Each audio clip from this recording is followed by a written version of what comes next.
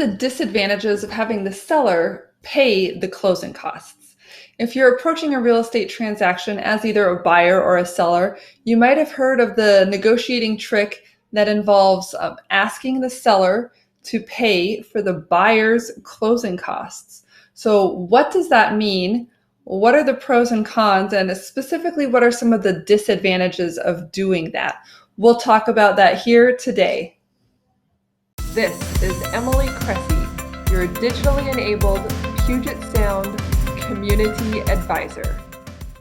Hi, my name is Emily Cressey. I have been a real estate investor since 2003. I am also a real estate broker here in the Shoreline, Washington area north of Seattle.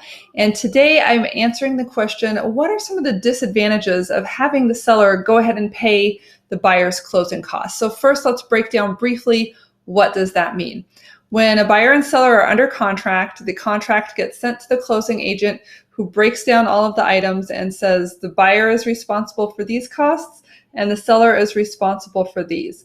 Now, when it comes to being a buyer, it takes a certain amount of cash to get into a property. Typically, you're going to have some money going toward your down payment. It may not be 20% down. It may not be 10% down.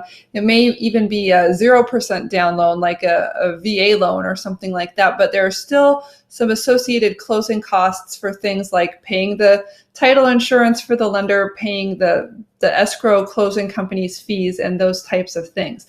So these closing costs can add up to let's just make it a round number, $10,000 or $15,000, something like that. That is actual cash that the buyer has to come out of pocket with. Now, compared to putting 20% down on a property, that might not seem like a lot of money, but if you're saving $1,000 a month toward the purchase of your home, having to go for an extra year to pay for these closing costs can be discouraging. So that's what the closing costs are. And when it comes to having the seller pay those closing costs for the buyer, typically what happens is the buyer says, look, I'm going to have $3,000 or $10,000 of closing costs, whatever that is. I would like to add that on to the purchase price of the home and have the seller pay that money. So essentially what that means is instead of the buyer having to come up with that cash, he can roll the amount into his loan and finance some of those closing costs, which makes him have to take less money out of his pocket. Now, from the seller's perspective, maybe they say, hey, fine, 6 of one, half a dozen of the other, doesn't really matter to me. As long as I make that same amount of money on the back end, I'm happy to accommodate you. And I've seen this work well, and it's wonderful when it works. But today we're talking about what are some of the disadvantages of using that technique. So one disadvantage is that when we raise the price of the home compared to what it was originally priced at, then it can be more difficult to appraise. Now, this will depend on how tight the appraisals are, but in today's market in Seattle, we're often seeing houses get bid up over their initial asking price, and the initial asking price is usually based on the comparable properties, the comps. And so the appraiser will look at the value of the other properties in the neighborhood and say that, use that data to set the value of the home. Now, if you've priced the home up here because you're raising the price to accommodate closing costs, then the home might not appraise for that much money, which can create a snag when it comes to actually getting the loan to go through.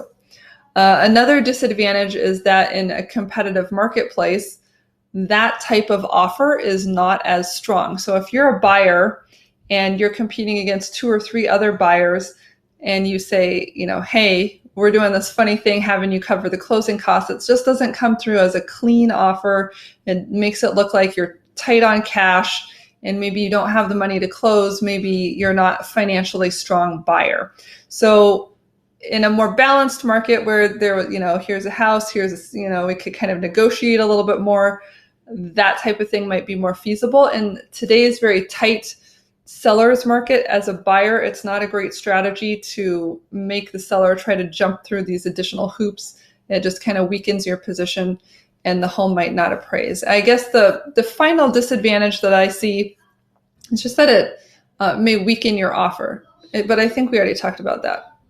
The real final advantage is that the real final disadvantage Well, guys, what's the final disadvantage? Okay. It's the interest that you would pay on those things. So like with everything, when you go to the store, you buy something on a credit card and you don't pay it off.